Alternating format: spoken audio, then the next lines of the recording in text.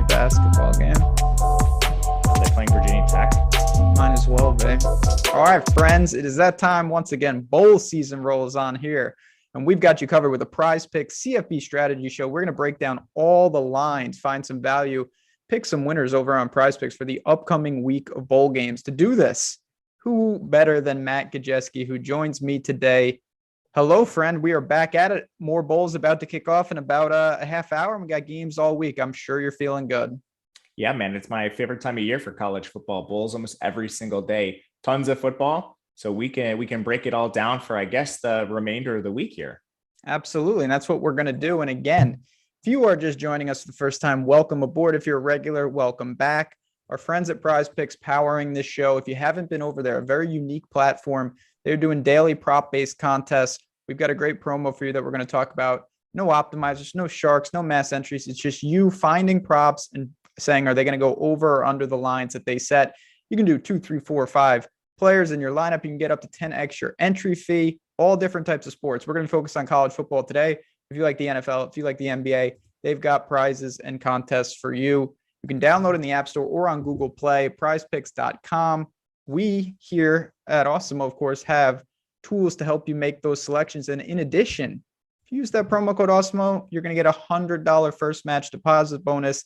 And you're going to get 1 free month of Awesemo Plus Platinum when you sign up and make that deposit. You'll get an email in 24 to 48 hours, and you can redeem that. So just all sorts of value. Got some picks, and that's what we're going to do here today. Matt, you ready to get into it? Yeah, man, let's do it. All right, so we've got games throughout the week that we're gonna hit on. First pick, first guy up is someone who is playing today for Wyoming in 25 minutes. It's their receiver, Isaiah Neyor. Maybe saying his name wrong, but it doesn't matter. You know who I'm talking about. We've got a prop of 71.5 receiving yards for him. They draw Kent State, a bad defense, but do you think that number is too big, too small, or just about right? It's a little bit rich for me. Neyor is a guy who has been pretty efficient this year, mostly coming in his most recent games. He averages 66 yards per game. But we know what this Wyoming team prefers to do. They're extremely slow on offense. They run just 65.5 plays per game, one of the lowest rates in the country. And they're also extremely run heavy, just a 38% pass rate. And what's elevated Neyor recently has been negative game script for Wyoming. They're a team that's actually really struggled down the stretch, but they play in a tougher conference than Kent State. And Kent State's one of the weaker defenses, which says to me they should be able to employ their preferred game plan, which is on the ground. And even when Neyor has been having these big games recently, he still hasn't had solid volume. He's only had 2 games above, I guess I should say 1 game with 8 targets. And then if you look at his last 4, he's actually had 2 games below 5 targets. So this is a player that's very volatile overall. And anytime we have that kind of volatility who relies on the big play, I'm going to be looking at unders. Yeah, it's interesting. So this is a guy, he has some big time plays and he can get there on limited catches, but the volume in general. So since week 4, I'm going back months and months. He's only had 2 games with more than 3 receptions in them. And a couple of them were recently, but a lot of games on the game log, 2 or 3 receptions for Wyoming. And you mentioned that's just not their identity. They're just not a team that throws the ball heavily. And I think against Kent State, we saw what Northern Illinois did to them. I don't think you're going to need to throw a ton if you don't have to. The next one up is another game today. I want to change a little bit. I'm going to the Utah State, Texas San Antonio, and San Diego State game, particularly with the Aztecs quarterback situation. I want to ask you about this. So there is a line out on Lucas Johnson's passing yards. This is one that I was a little confused about. Maybe I'm missing something. I see the line at 164.5. I know that doesn't seem like a lot, but to me, it's actually way too much for a guy that what is the status and how do you think that San Diego State deploys their 2 quarterbacks in this game? The report that came out this morning is that Lucas Johnson is going to start the game. I personally have this projected at 75% of the pass attempts for Johnson, 25 for Brookshire. It's basically a situation with no security. And I'll kind of just roll through the entire season with these guys. Brookshire was the starter initially. He got hurt very early on. And then San Diego State was able to just run over a lot of teams, specifically using the run. And the first time they were tested was against Boise State. And Lucas Johnson played so poorly that he got benched in the game.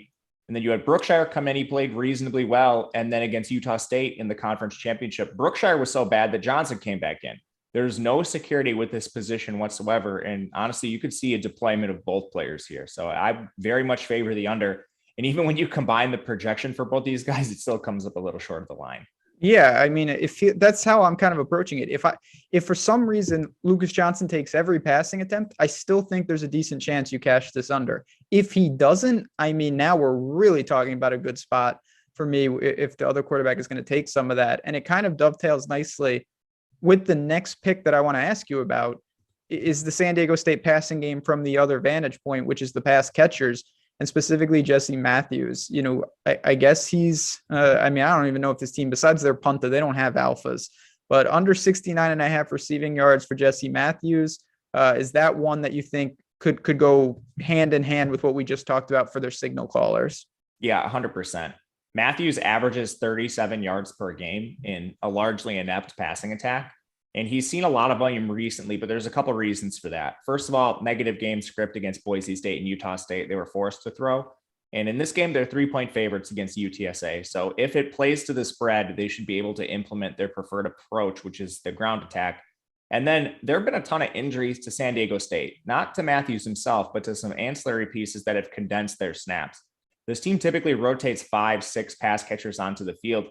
But in their most recent contest, they didn't have Tyrell Shavers, Daniel Bellinger, Ethan Dedeaux. The statuses of these players are not clear, but if even one of them returns, it's going to render this more of a rotation than what we've seen from Matthews recently. So there's a couple of factors squeezing him, which leads me towards the under. I know the answer to this, but just for the people, you still feel good because we're both holding UTSA tickets. What do you think about this game in general? I know there's losses on both sides, but I really do lean to the Texas San Antonio side. This line flipped 6 points with the announcement that Sincere McCormick was opting out for the NFL draft. And he's a huge part of this team, but is he worth 6 points to the spread?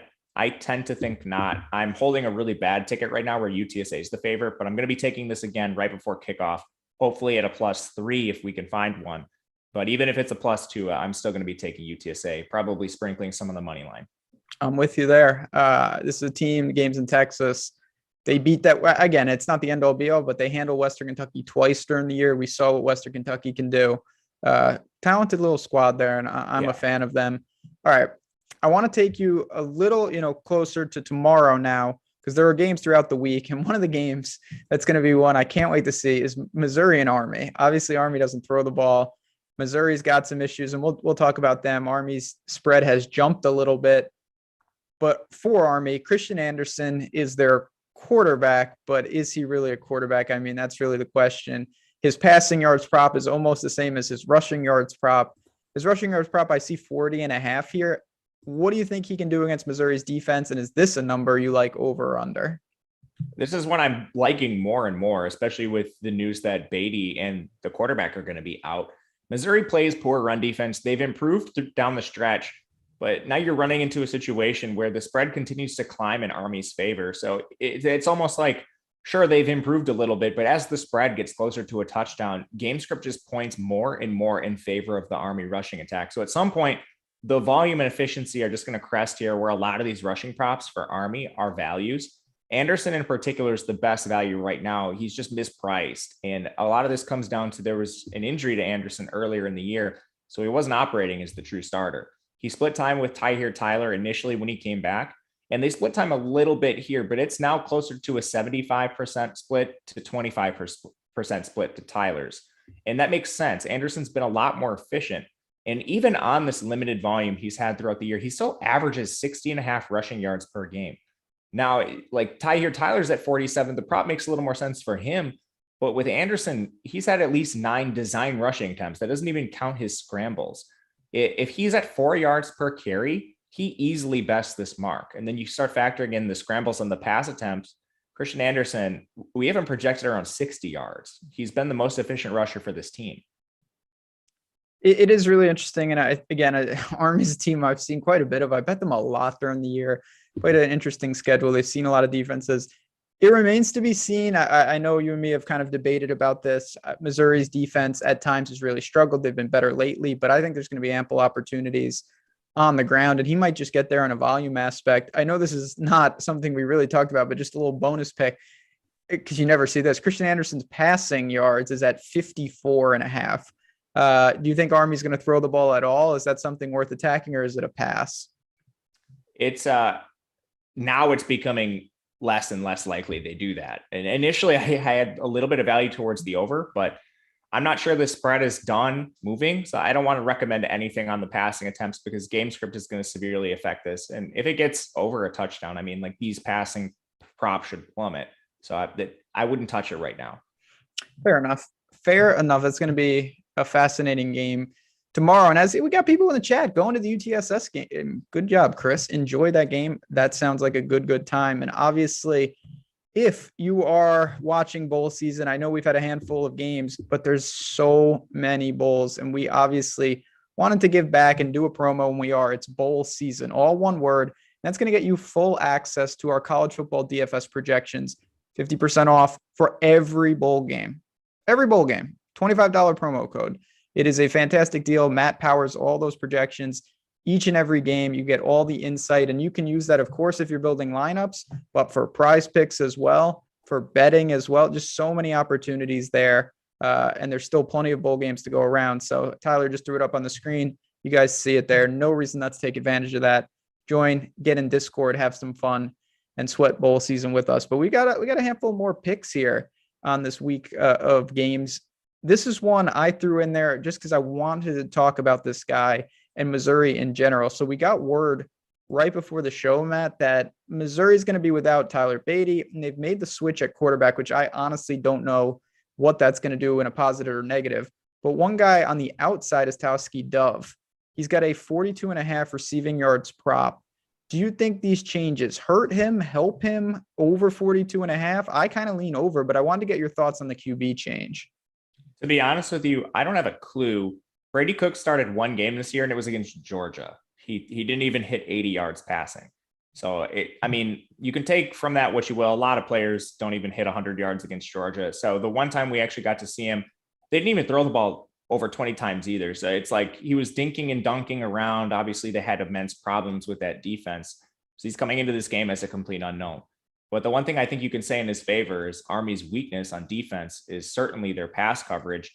And I think losing Beatty, maybe you do see a little more passing. Game script certainly indicates that this should be an approach that Missouri takes because they're your touchdown underdogs. But just for reference, Army's allowing 8.7 yards per pass attempt, 3.9 yards per rush attempt. So pretty good run defense, but a horrific pass defense.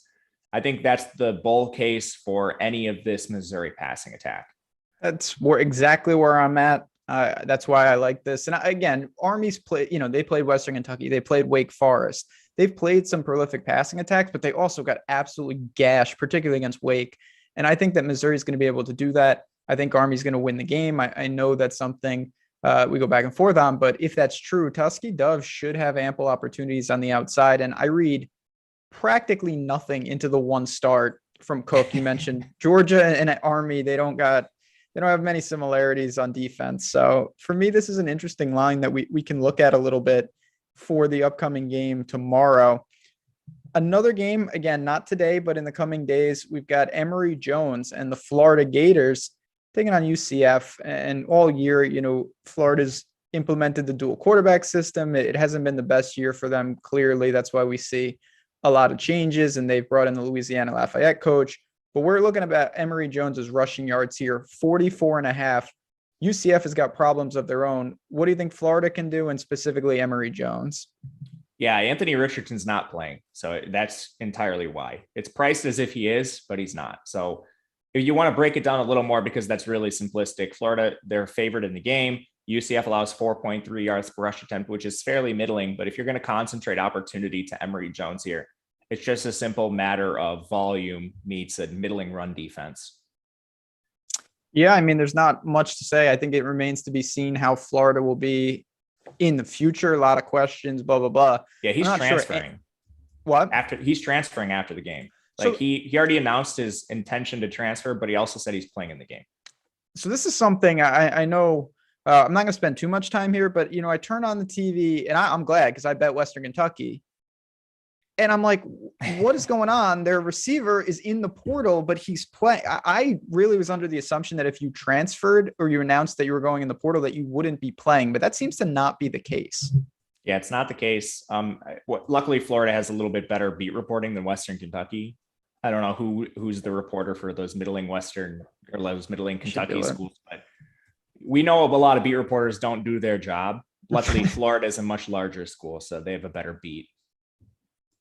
There you go. So, yeah, I mean, listen. That's all I'll say about beat reporters before I get kicked off Twitter again. Yeah, you're going to get us banned. I mean, you summed it up nicely with this game. It's pretty simple. I mentioned during the year, they were deploying 2 quarterbacks, both who could move. That's not the case in this game. Clears the deck. Emory Jones, he should be. I think Florida's going to look pretty good in this game, and he should be a focal point. Get there. I don't think sacks will play a large role either, so I'm not worried about that. A couple picks left here. These are ones that you kind of highlighted. And the first one is Johnny Richardson and his rushing yards. We got a line of 72.5, and kind of what caught your eye with this prop? So the one thing I'll say about all prize picks right now, bowl season is extremely volatile, and you want to catch these early, especially when you know there's a chance that other players could like opt out of games, or, for a guy like Johnny Richardson, it's the opposite. We have Isaiah Bowser coming off an injury. So right now, Richardson's priced as if he's the only back in the backfield. But there was a report about 30 minutes ago that Isaiah Bowser is fully healthy, completely practicing, and he's the lead back of this team when healthy. So this prop is probably going to move. I wouldn't be surprised if it moves drastically or gets pulled, because Bowser's coming back for this game. And again, this was brand new news, like not more than an hour before the stream. And even if Bowser's out, Richardson has not been the lead back for this team. He's actually ceded more carries to Mark Anthony Richards in 2 of the last 3 games.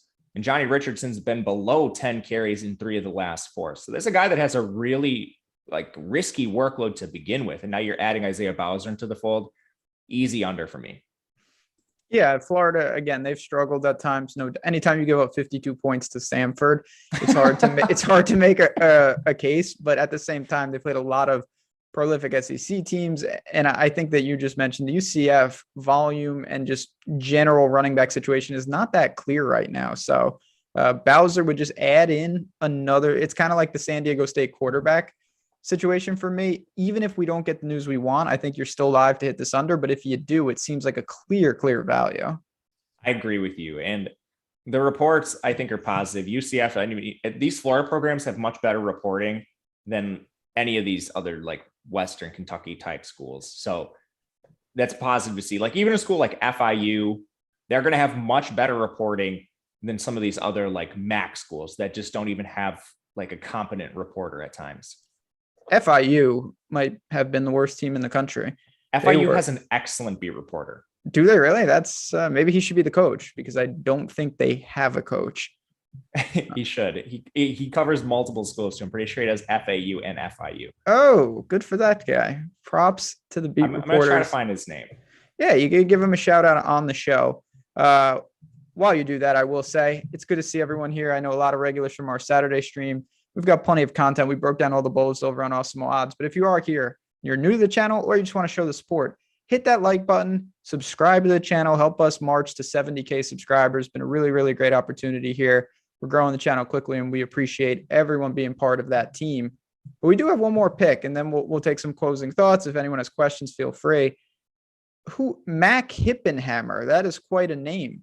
Over 64.5 receiving yards. Again, this is one that you identified as maybe some value before it moves.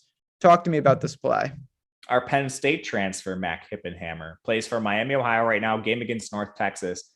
Miami, Ohio is really pass heavy. They pass the ball 51% of the time in neutral game scripts. And now they're going into a pace up spot against North Texas, who's one of the fastest teams in the entire country.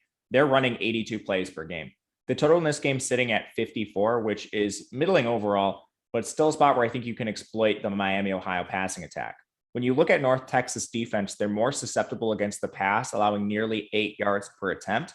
I honestly have interest in most of this passing attack for Miami, Ohio. It's just Hippenhammer's line at 64.5 is a lot more favorable than Sorensen at 97.5, I believe is his number. And you look at opportunity for these players, it's converged a little bit of late. Mac Hippenhammer had 15 targets in the season finale. He's had at least 7 in 3 of the last 4 games. and he's now averaging 8.5 per game over the last month. So Hippenhammer has been extremely involved in this Miami, Ohio passing attack.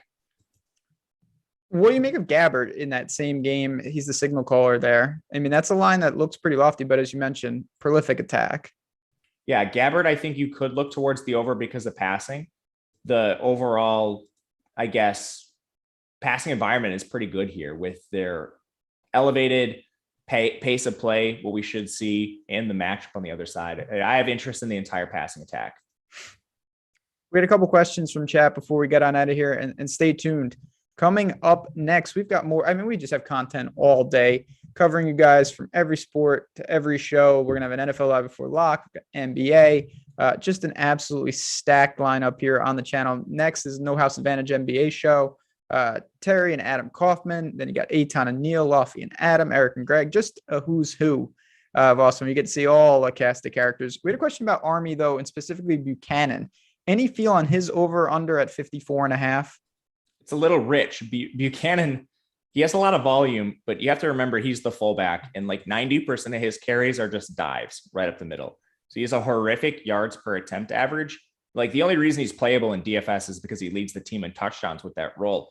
But this is not a dynamic rusher, and he's not even schemed in those ways. So I would lean under. He's also a guy that's had 11 or fewer carries in 3 of the last 4 games. He's not even their clear lead back. Yeah, I mean, Army, they deploy a lot of. I mean, you're going to have 50 carries in the game, but I don't know if he gets even 20% of those. And his are all just straight up dives, right? They are dives. He won't be hitting that 100-yard bonus unless he has 40 carries. And that is, I was going to ask you that is Blaine Gabbard's brother. Yeah. Brett Gabbard. Yeah. They are brothers. Look at that. Anything else? I know we got a 5 minutes to the first kickoff here. Do you want to talk about Valladay or Crum or Levi Williams? Anything from that first game? I know people, if you are getting some action, might want to know about those guys. Or do you see no edges? Valladay, I think, is pretty efficiently priced. He's now in a timeshare with Titus Swen, but Kent State's run defense is just so bad. It's quite bad. You might want to look at some of these guys, honestly, just off overall efficiency. Levi Williams is actually pretty affordable on the ground, too. You look at his prop at 37.5. He actually projects around 45 for us. So this isn't one I included in the run sheet. I just think there's other edges that are more exploitable. But Levi Williams is he's a better runner, I guess I should say, than Chambers. So seeing his number this low, I think could make some sense. He's also used on a lot of designed runs. He's had at least 5 in half of the games that he's started. So it's a lot of opportunity for him on the ground. And you add in the scrambles too. That's a situation where maybe he sees a little bit more work on the ground than like Chambers has in the past, and you can exploit that here. I don't know. Did you see any other ones you liked? Not really. I think that I'll tell you one other one. This one is pretty egregious to me. I just wanted to ask you about, so Marquez Cooper caught my eye just because, and we were talking about this before the show a little, he was wildly inefficient in the last game. Williams behind him, I think, is starting to garner more responsibilities in this, and he's at 84.5 in this game. I kind of lean under there, but I'll put it like this, it didn't make my top picks that we mentioned on the show, but that was one I was interested in at first glance. Yeah, I think that could make some sense. I wonder how much of that is game script just because it got blown out, but Williams has been more efficient all year, like way more efficient. It hasn't really been close. So I do think that is a concern. I'm not sure what to make of that rotation right now, which is why I didn't want to take it one way or another. Mm-hmm. But there is one more I want to talk about. Please. I just noticed it now. It's Lucas Johnson's rushing prop. He's at negative yardage. You see this? I'm staring at it right in the face. He has 166 cumulative rushing yards this year. Like, he's way in the positive. Why does he have a negative prop? I guess they assume that UTSA is going to generate a lot of pressure. He's averaging 3 yards per carry, including sacks. Like, yeah. UTSA has a pretty good passing attack, but I guess it's just a pass rush. But I mean, like, negative 3.5 is a little much. I didn't think it should be a lot, but the more I look at that, the more I have to agree. He's had 2 real rushing games where he's had like 60 yards rushing.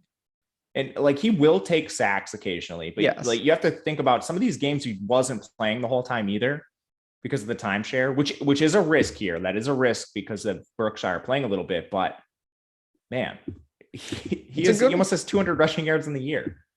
You know what? I like that. That's an interesting one. And there you have it, folks. You mentioned a lot. And again, PrizePicks, head over there, use that promo code Awesemo.